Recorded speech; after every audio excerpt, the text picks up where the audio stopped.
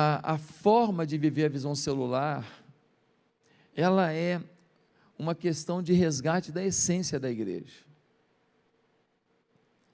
Se você vier aqui pegar modelos e não pegar a essência, você vai levar a coisa, você vai levar o carro, uma Ferrari, mas sem combustível. Adianta?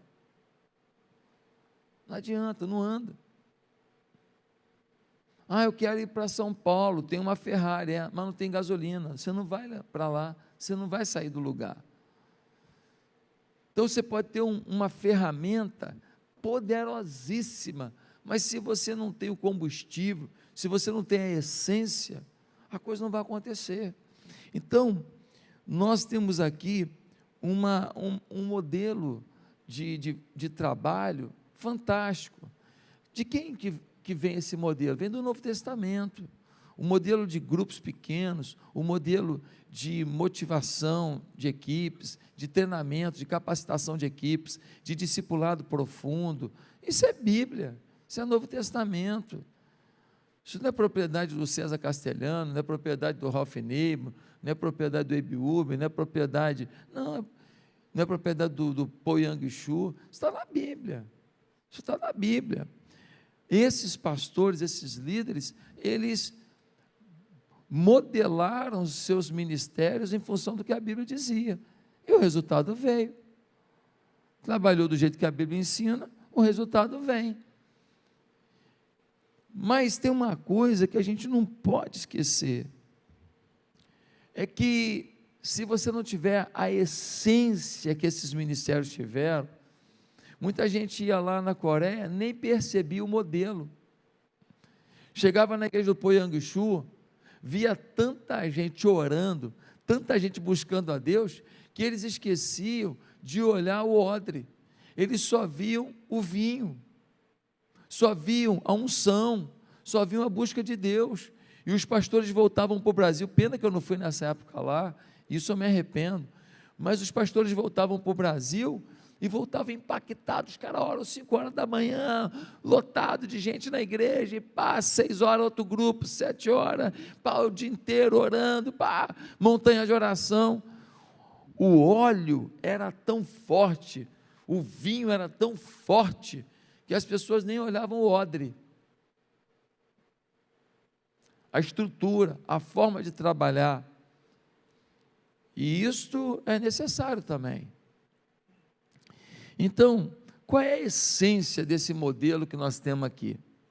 Qual é a essência? O que faz o odre, as coisas que você vai aprender agora, lá nos workshops, ou que você já até sabe fazer, mas você está aperfeiçoando, o que faz a coisa acontecer? Primeiro, você precisa ter uma visão muito clara da vontade de Deus.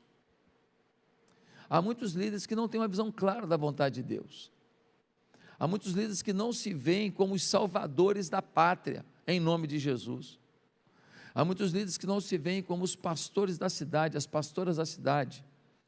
Há muitas pessoas na igreja que não se veem como as autoridades do Espírito Santo na terra. Nós precisamos saber qual é a vontade de Deus. E qual é a vontade de Deus? 1 Timóteo 2, versículo 3, diz: porque isto é bom e agradável diante de Deus nosso Salvador, que quer que todos os homens se salvem e venham ao conhecimento da verdade. Qual a vontade de Deus? Que alguns homens se salvem? Que todos os homens se salvem. Que todos os homens se salvem. Pastor, há um modelo de igreja que tem um louvor bonito, que mobiliza muitos voluntários e que não toca em assuntos polêmicos, não toca em assuntos sobre sexualidade, não toca em assunto sobre a afronta do comunismo, o feminismo que tem tomado a igreja, não toca em assunto polêmico. Deixa as pessoas na igreja, mas sem confrontar. Por que você não adota esse modelo? Esse modelo tem feito muita igreja crescer. Eu não adoto esse modelo porque Deus nos orienta que o Senhor Jesus quer que todos os homens se salvem. E salvação não vai vir sem confronto, não vai vir sem arrependimento. É por isso que eu não sigo o modelo, porque eu estou baseado na palavra. A palavra diz que eu não tenho que trazer gente para cá para ouvir coisa bonitinha. Coisa bonitinha também está na Bíblia, é parte da Bíblia. Você é lindo, Deus te ama, você é a menina dos olhos de Deus, está na Bíblia, tudo bem, mas o Evangelho é muito maior que isso. O Evangelho envolve cruz, arrependimento, transformação, humildade, quebrantamento, sim ou não? Então, por isso que eu não sigo o modelo, que dá certo, entre aspas, né? Pode fazer a igreja crescer, mas não é um modelo que quer que todos os homens se salvem. Eu estou querendo viver um modelo em que todos os homens se salvem. Como que ele se salva? Ele se salva se a gente pregar o Evangelho e se a gente discipular, mostrando que é o Evangelho. Então, nós seguimos esse caminho, nós acreditamos nisso, que todo mundo tem que ser salvo. O presidente da República tem que ser salvo, o ministro tem que ser salvo, o deputado tem que ser salvo, o carregador de papelão tem que ser salvo, a manicure tem que ser salvo. Nós temos que pregar o Evangelho o tempo inteiro. Se o pastor, se o líder não é tomado por essa visão, você fica aquém do propósito da vontade de Deus, e você vai gerar um povo aquém da onde eles podem chegar, porque a sua igreja normalmente não vai ser maior do que a visão que está sobre você. Aqui na igreja tem gente melhor que eu em tudo, ora mais que eu, serve mais a Deus do que eu, ama mais a Deus do que eu posso perder aqui, sempre vai ter gente aqui melhor do que eu, mas o nível da igreja, a visão da igreja, não será maior, normalmente, da visão e da forma de viver que você tem. Tem pessoas que te superam, mas a referência é você. A maioria vai estar no seu nível e daí para baixo. É uma responsabilidade. É uma responsabilidade. Tem um preço. Você vai pagar uma conta. Deus está te julgando. A quem mais é dado, mais será? A gente já não sabe disso. Então, queridos, a vontade de Deus é essa. Lembra quando o Senhor fala com Abraão? Ele dá para Abraão uma visão em 3 dimensões. Primeira visão foi uma visão geográfica, horizontal. Lá em Gênesis 13, versículo 14, diz assim: e disse o Senhor a Abraão, depois que Ló se apartou dele: levanta agora os teus olhos e olha desde o lugar onde estás para o norte e do sul e do oriente e do ocidente, porque toda essa terra que vês te hei de dar a ti e à tua descendência para sempre. Levanta-te, percorre essa terra no seu comprimento e na sua largura, porque a ti darei. Abacuque 2,14 diz: porque a terra se encherá do conhecimento da glória do Senhor, como as águas cobrem o mar. Deus vai te dar o que você for capaz de visualizar. Deus deu uma visão: olha isso, tudo vai ser teu. Abraão olhou para um lado, olhou para o outro, olhou para um lado, olhou para o outro, falou: isso tudo Deus vai me dar, vai ser meu. Você tem que visualizar. Você consegue olhar para o seu bairro, para a sua cidade e falar: Deus vai me dar esse negócio? Você precisa entender uma visão geográfica, saber até onde é o limite da tua atuação direta. Claro que Deus pode te levar além, mas você tem que saber, no mínimo, o escopo da região aonde você vai ser a influência bombástica de Deus. E a menor pessoa aqui, a mais frágil aqui, tendo essa compreensão, vai alcançar níveis que você nunca imaginou, porque tal qual você sonha diante de Deus, você terá resultados. Se você não sonha grandiosamente com o Senhor, você não terá grandiosos resultados. Os milagres e mimos acompanham a visão e os sonhos. Gente, Abraão também ganhou uma visão de crescimento, de multiplicação exponencial. Versículo 16: e farei a tua descendência como o pó da terra, de maneira que se alguém puder contar o pó da terra, também a tua descendência será contada. Olha que coisa tremenda. Você nem filho tem, vou te dar um filho, já aos 100 anos, e quando você tiver esse filho, não vai dar para contar de tanta gente que eu vou colocar na tua descendência. Não é incrível isso? Pastor, estou há 20 anos na igreja, e tem pouca gente lá comigo, a igreja só tem 30 pessoas. Pois é, então você agora tem que tomar posse de uma visão abraâmica, e você tem que fazer tudo de novo, porque do jeito que você está fazendo não está certo não. Você tem que mudar a forma de trabalhar, porque a forma de trabalhar não está boa, está aquém do potencial que Deus te deu. Meus amados, visão exponencial é visão de cima, é uma visão vertical. Uma hora a gente olha para o que está diante de nós, horizontal, outra hora a gente olha para cima e vê o que Deus está declarando sobre nós. Você precisa deixar-se possuir por essa visão. Pense na visão de dia, sonhe com a visão à noite, tenha grande visão, não é possuir a visão, deixe-a possuir você. Quando eu vim aqui para a Barra da Tijuca, essa visão de conquista da cidade me tomou. A Igreja Batista Central da Barra não era conhecida, ninguém sabia que existia. Se reunia numa escola municipal. Quando alguém falava da nossa igreja, a frase que vinha em seguida era: ah, coitado. Um professor meu, do seminário, ele, amigo do meu pai, um dia ele foi lá nas férias dele, ele foi lá assistir um culto, eu estava na escola municipal, e aí ele no final do culto, passou por mim, eu com aquele grupinho pequeno na escola municipal, e aí ele olhou para mim e falou assim: eu vou orar por você. Eu vou orar, mas sabe aquele negocinho? Meu Deus, está lascado. Tu ouviu Deus ou o diabo, meu filho? A verdade era essa. Por quê? Porque ele estava, naquele momento, agindo por vista e não por visão. Mas eu estava pregando para 30, como se eu estivesse pregando para 30 mil. Até que chegou o dia que eu preguei para 30 mil. Eu já preguei em evento para mais de 30 mil. Então, você tem que acreditar na visão.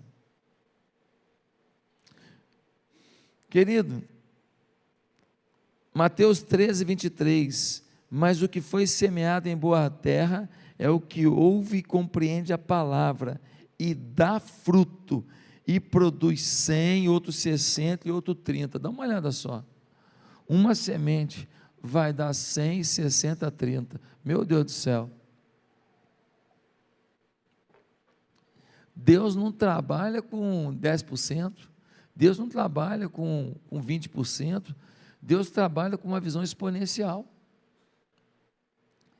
Uma pessoa vai produzir no mínimo 100 filhos, ou 60, no barato 30. Agora já imaginou, se cada membro da sua igreja, que tem 10 membros, se cada um produzir 30, quanto é que dá? 300. Se a sua igreja tiver 100 membros e cada um produzir 30, quanto é que dá? 3.000. Se a gente atingir o básico da promessa bíblica, a gente já tem uma multidão, já é uma mega igreja. Então, queridos, nós precisamos entender essa visão. Mas Deus deu uma terceira visão a Abraão, a visão de fé. Quando o nome dele ainda era Abraão, Deus deu a ele uma visão para dentro de si. Gênesis 17, 5 diz assim: e não se chamará mais o teu nome Abrão, mas Abraão será o teu nome, porque por pai de muitas nações te tenho posto. Ora, ele deu uma visão geográfica, olha o que você vai ter, uma visão horizontal, uma visão vertical, uma visão de multiplicação, uma visão exponencial, mas deu uma visão para dentro, dizendo, cara, nem o geográfico horizontal e nem o vertical vale se não tiver uma visão dentro de você. Eu estou mudando o teu nome de Abraão para Abraão. Eu estou mudando a tua identidade. Mas não é uma identidade de gente bobinha, que fica, nós vamos ter 1 milhão de pessoas, papapá. Não faz por onde, não treina pessoas, não trabalha, não se esforça, não se dedica, não paga o preço e fica de historinha no domingo, contando grandeza. Irmão, você só pode discursar o que você está a fim de pagar o preço para acontecer.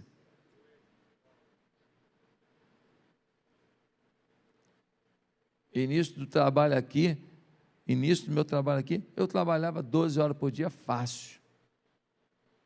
Fácil.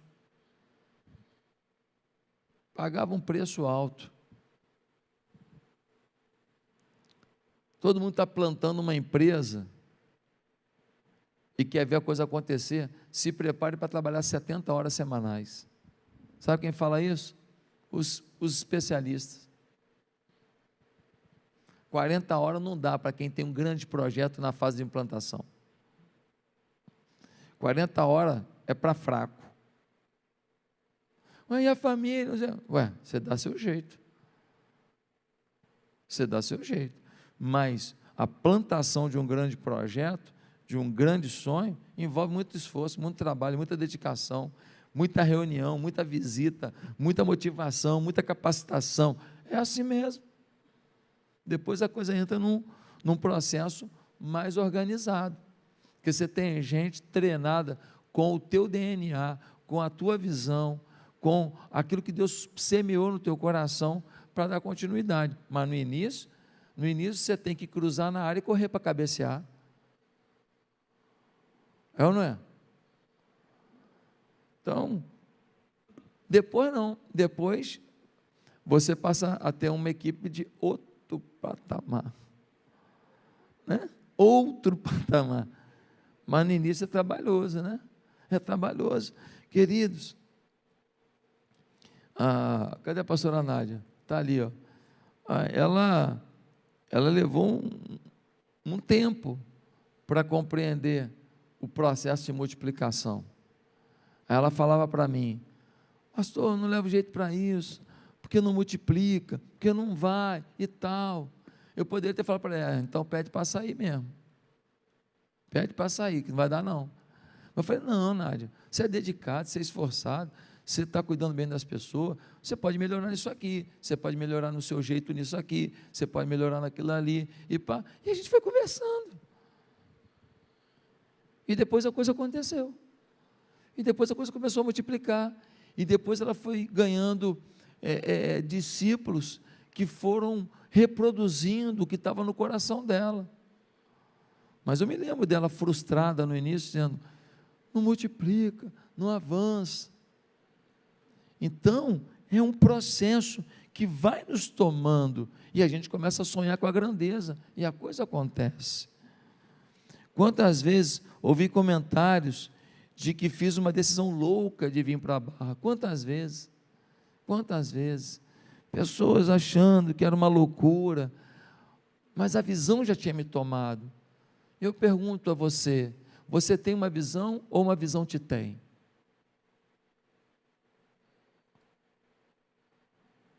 A visão tem que ter você. Você tem que estar tomado por ela. A provisão sempre virá para uma visão. A provisão sempre virá para uma visão, se for uma visão de Deus. Vamos repetir isso? A provisão sempre virá para uma visão, se for uma visão de Deus. Visão de Deus tem provisão de Deus. Visão de Deus tem provisão de Deus. Você pode estar lá no meio do quinto dos infernos, do lugar pior da terra. Deus te deu uma visão para transformar aquele lugar que parece sem jeito. Vai ter a provisão, vai aparecer o recurso, vai aparecer as pessoas. Agora, você vai ter que estar antenado para perceber de onde Deus está provendo aquilo que você precisa para implantar a visão. Amém? Então, muitas vezes a gente não percebe que Deus está mandando. Então, essa visão da nossa igreja não tem só modelo, tem uma essência. Primeiro, você tem que estar tomado, mas tomado por uma visão clara da vontade de Deus. Ele quer que todos se salvem. Em segundo lugar, a essência do modelo é paixão por almas. Você precisa ser apaixonado e gerar gente apaixonada. Você tem que pegar fogo e fazer os outros pegar fogo em você. Se a maior alegria da sua vida não é gente sendo salva, transformada, não é um ministério que vai poder viver essa visão de salvar todo mundo, de transformar todo mundo, de mudar as estruturas. Queridos, João 3,16 diz, porque Deus amou o mundo de tal maneira que deu o seu Filho unigênito, para que todo aquele que nele crê não pereça, mas tenha a vida eterna. Olha só, Deus deu o seu Filho unigênito, Ele deu o que havia de mais precioso, Ele deu o seu sacrifício maior, Ele deu o seu amor maior. É esse o princípio de João 3,16. Em Romanos 5,8 diz, mas Deus prova o seu amor para conosco, em que Cristo morreu por nós, sendo nós ainda pecadores. Não foi só Deus que deu o seu Filho, o Filho se deu. O Filho se deu. O Filho falou, Pai, se der, passa de mim esse cálice, porque não vai ser fácil. Mas seja feita a tua vontade. Se tem que ser eu vou. Eu não vou deixar de cumprir o teu propósito. Quem tem compaixão, ora e trabalha muito. Estou convencido de que atacamos os frutos da visão e ignoramos a raiz. A raiz é a oração e o discipulado profundo. A raiz é vida de oração e quebrantamento, transparência, para que você seja ajudado nas suas fragilidades. Pessoas que não são transparentes, lá na frente a conta vai chegar. Pessoas que não são transparentes, lá na frente, quando tiverem qualquer êxitozinho, o diabo vai botar a casca de banana, elas vão pisar, porque elas não trataram princípios fundamentais da sua vida. Eu me preocupo muito quando eu vejo algumas pessoas explodindo, principalmente nas redes sociais, e a gente começa a notar que às vezes a abrangência, a visibilidade da pessoa é maior do que o caráter. Eu estava numa conferência do Sami Tipt, e o Sami Tipt falou uma coisa, eu era seminarista ainda, e ele, grande conferencista, ele falou um negócio assim que eu nunca mais esqueci, eu já falei para a nossa equipe várias vezes. Ele disse assim, houve um momento em que o meu caráter era inferior ao meu ministério. Houve um momento em que o meu caráter era inferior ao meu ministério. Eu estava tendo uma ascensão sobre pessoas, eu estava tendo uma visibilidade, eu estava tendo um resultado maior do que o meu caráter. Eu tive que frear o meu ministério para levantar o meu caráter. Queridos, paixão por pessoas, paixão. Você não tem direito de pedir novas ovelhas se não cuida bem das que Deus te deu. Tem pastor que acha que é pastor de gado.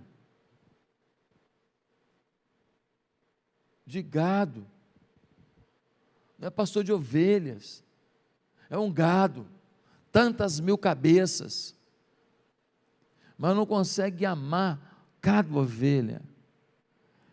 Gente, eu dou atenção para gente ruim, eles não podem saber, eu não conto que eles são ruins não, mas gente ruim, gente problemática, mas gente que tem jeito, gente que Deus pode mudar a vida dele, mas é ruim, é problemático em casa, é problemático no trabalho, é problemático, onde passa é ruim, onde passa, aqui na igreja ia ser bom, gente desleal, gente mimimizenta, gente que se vitimiza o tempo inteiro, entendeu? Gente mentirosa, bota na conta da igreja uma coisa que não foi a igreja que causou, bota na conta da família uma coisa que não foi a família que, sabe, bota na conta do presidente da república uma coisa que não foi ele que fez, bota na conta de um líder da igreja uma coisa que não foi ele que falou, gente ruim, mentirosa, gente que reproduz discurso mentiroso, mas tem que lidar com eles, se não tiver paixão por eles, quem vai ter? Se jogar fora, o que vai acontecer? Agora, quando você restaura um mimizento desse, um Zé Ruela desse, e ele sente o teu amor, você vai ter um baita companheiro, e ai de quem falar de você perto dele, ai de quem fala de você perto dele, porque ele percebeu a grandiosidade desse amor. Você sabe quando eu encontro alguém que saiu da nossa igreja e foi para outra igreja, o que acontece? Você pensa que não? Acontece, pô. Quanto maior a igreja, mais chance de alguém ser cooptado por uma visão, ou por um amigo, ou porque foi namorar uma menina da outra igreja, ou porque está chateadinho aqui na igreja, sei lá. Quando eu encontro, você acha que eu fico brigando? Não brigo não, você fala assim, cara, você não vai achar nenhum lugar que te ame mais do que a nossa igreja. Falo isso e vou embora. Ontem mesmo falei para uma, pô, tu nunca vai achar um lugar que te ama tanto quanto a nossa igreja. E vou embora, dorme com isso aí. Dorme, porque é verdade mesmo, não vai achar, porque só de eu estar ali falando isso essa pessoa, é uma oportunidade que eu estou dando para saber, o dia que você quiser voltar, estou de braços abertos, quando eu poderia falar assim, você está lá? Tá bom, fica lá, tu nunca fez nada aqui, só me atrapalhou, que bom que você foi. Não, o dia que você falar isso para uma ovelha, sabe quem está estragado? Você. Porque pastor não fala isso para ovelha nenhuma, a pior ovelha, pastor não fala isso. Você pensa, às vezes, conversando com a tua mulher, você fala, olha, foi livramento. Foi livramento. Pai, eu sei que eu tenho que amar até o fim, mas foi. Mas você, publicamente, querer justificar que alguém abandonou porque não valia nada, você querer dizer, se saiu daqui é porque era ruim, não, você fica pior do que você já é, quando você faz isso, porque você começa a achar que você não tem nada para melhorar, porque nem todo mundo que deixa a igreja, também, uma crítica que fez, não tem sentido, às vezes tem, às vezes ficou magoado com razão, não está certo e abandona a igreja porque ficou magoado, mas a mágoa realmente aconteceu, houve uma falha, então, é uma coisa muito séria. Terceiro lugar, qual é a essência do modelo? Uma vida de oração profunda, Jeremias 23, versículo 18 diz, porque quem esteve no conselho do Senhor e viu e ouviu a sua palavra, quem esteve atento à sua palavra e ouviu, versículo 22, mas se estivessem estado no meu conselho, então teriam feito o meu povo ouvir as minhas palavras, e o teriam feito voltar do seu mau caminho e da maldade das suas ações. Que palavra de Jeremias, se vocês tivessem andado no meu conselho, vocês teriam feito o povo voltar para o meu conselho. O povo não volta para o meu conselho porque vocês não vivem no meu conselho, vocês não têm estado diante de mim, vocês não têm ouvido a minha voz, vocês não têm percebido o meu direcionamento. É muito forte essa palavra de Jeremias, anota aí para você ler depois com calma, Jeremias 23, versículo 18 e 22. Há um tempo atrás, eu colocava todo mundo da equipe para orar às 6 horas da manhã, era obrigatório, e tinha que dar oi no grupo dos pastores. Aí uns davam oi e ia dormir de novo, porque estava cansado. Eu falei, cara, estou ajudando esse cara a mentir. Não é por aí.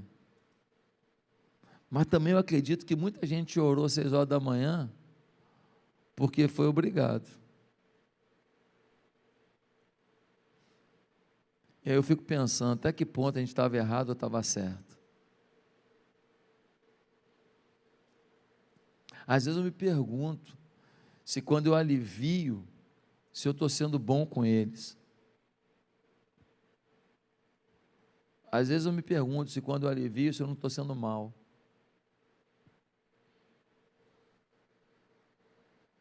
Você está entendendo o meu dilema? Porque a gente orava mais, talvez. Ou será que não? Ou será que agora que eles têm a parte da manhã para vir para a igreja e estar em oração, eles estão orando mais? Como é que é isso? Você vai ter que sentar com a sua equipe e discutir isso. Eu vou ter que sentar com a nossa equipe e discutir isso. Como é que está a nossa vida de oração? Quando era obrigatório para eles e para mim também, porque eu tinha que estar lá também, dar oi.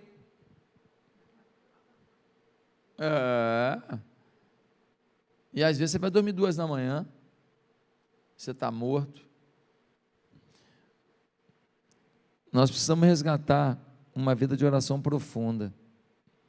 Eu poderia citar muitos textos, mas eu quero concluir. E eu quero dizer apenas um exemplo aqui. O Bill Wright foi o fundador da Cruzada Estudantil.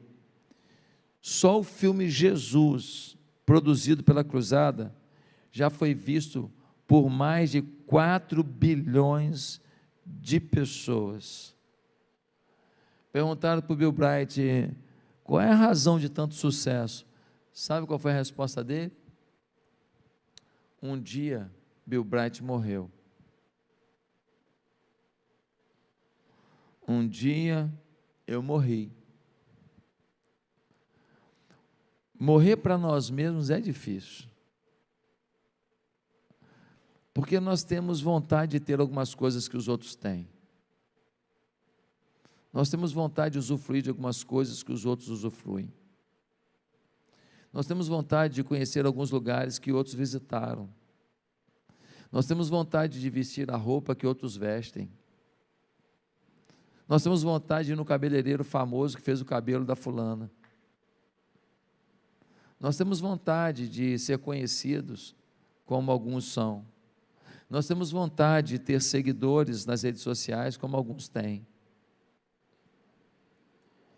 E não é pecado a gente se espelhar em alguém para ser melhor ou para viver uma coisa boa. E nem estou aqui para pregar a teologia da pobreza, dizendo que você não pode usufruir de uma vida boa. O grande problema é o quanto a gente consegue fazer como fez João Batista, que quando questionaram ele, falaram: olha, João, o teu culto está menor que o dele. Tem gente que estava aqui te ouvindo, que foi agora para o culto de Jesus, ele abriu uma igreja aí, ó, e está lotada. E aí o João fala: importa que ele cresça e eu diminua. É essa inocência e pureza que eu não atingi. E você? Em último lugar, a essência do modelo é a dependência do Espírito Santo. A essência do modelo é a dependência do Espírito. Mateus 15, 14. Deixai-os, são condutores cegos. Ora, se um cego guiar outro cego, ambos cairão na cova. Pessoas que não têm o direcionamento do Espírito Santo são guias cegos. Tem muito pastor que é guia cego. Conduz a igreja para um nada. Faz evento, faz culto, faz pregação, faz festa. Mas qual é o projeto? Qual é a visão? Para onde essa igreja vai espiritualmente? No ganhar de vidas, na modelagem da cidade, na transformação social, no exemplo de dignidade. Irmãos, Deus tem me dado o privilégio de frequentar os palácios. Tem muita gente que quando entrou no palácio, quando saiu acabado. Porque andar perto dos poderosos, às vezes, te permite solicitar alguns benefícios, algumas coisas em prol de você, ou de gente que você quer. E muitos pastores e líderes se perderam nisso. Sabe aquela coisa de, bota minha filha de assessora?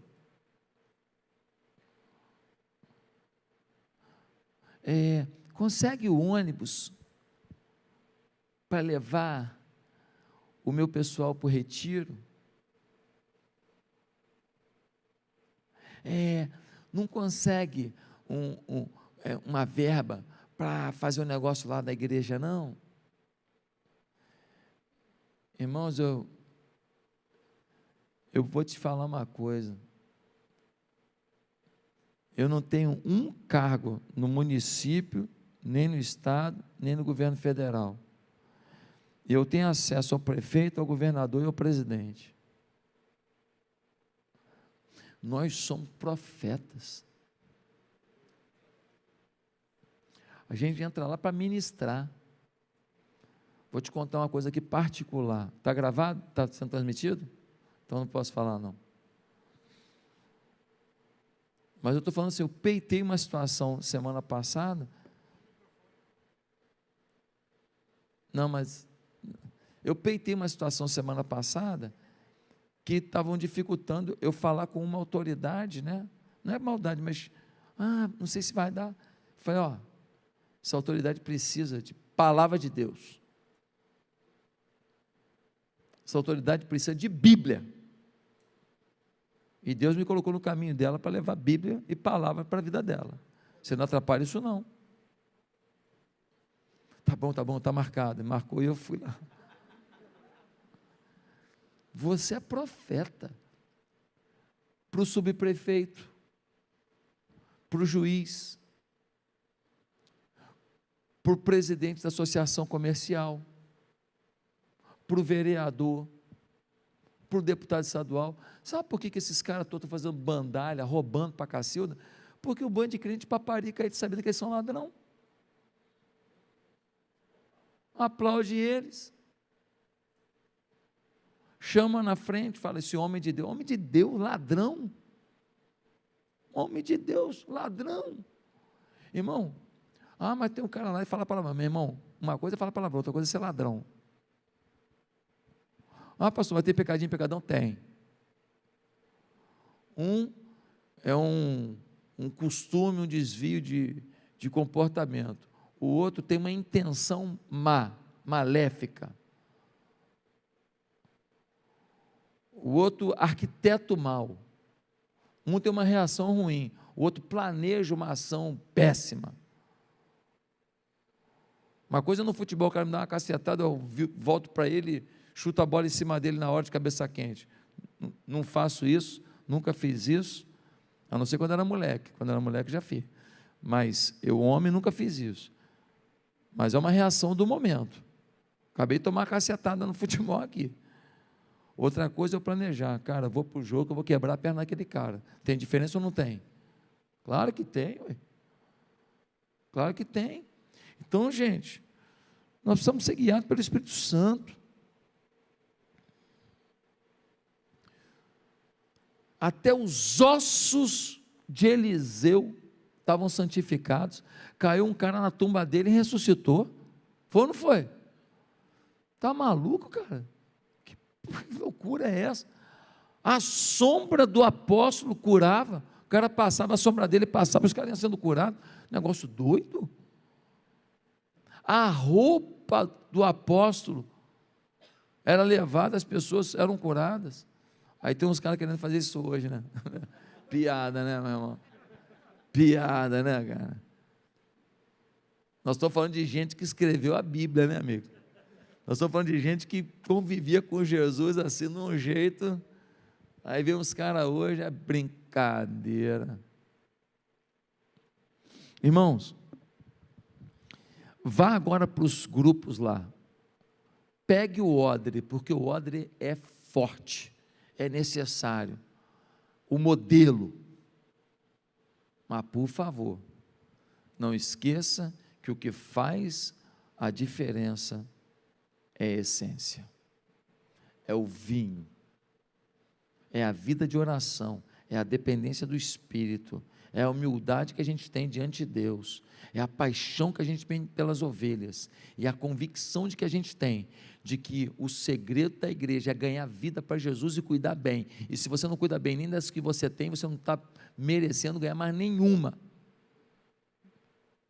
Um dia, um pastor falou para a mãe dele: mãe, muito chateado, a igreja está diminuindo, saiu quase todo mundo, que absurdo, que coisa do diabo. E a mãe dele, uma mulher de oração, muito sábia, virou para ele e falou assim: vê se você não joga fora as que ainda estão lá, né? Vê se você não joga fora as que ainda estão lá. Pastor, se todo mundo está saindo, não culpa ninguém não, nem o diabo. Pega um dedo assim, ó, faz assim, faz assim, faz assim, faz assim, ó, aponta para você e vai para a essência. Porque na essência o modelo vai funcionar. Senhor, obrigado por esse momento, que o Teu Espírito Santo tome cada vida, cada líder aqui, que saímos daqui agora para pegar o odre, a estratégia, e para nos fortalecer, porque nós temos um compromisso com a cidade espera por nós, e nós não vamos desistir dessa cidade. Senhor, essa semana, em manifestações da esquerda, lá na Cinelândia, mulheres ficaram nuas, em atos libidinosos, como sendo uma expressão de agressão ao governo. Senhor, a pessoa tem direito de não gostar do governo, mas olha que tipo de filosofia está dominando os nossos jovens. Uma nudez pública, atos imorais diante de crianças que passavam na rua, talvez. Senhor, a cidade precisa demais da nossa oração, do nosso fervor. Nos ajuda cada pastor aqui e cada pastor que está nos ouvindo a viver isso. Em nome de Jesus, amém. Deus abençoe vocês. Obrigado, queridos. Amém.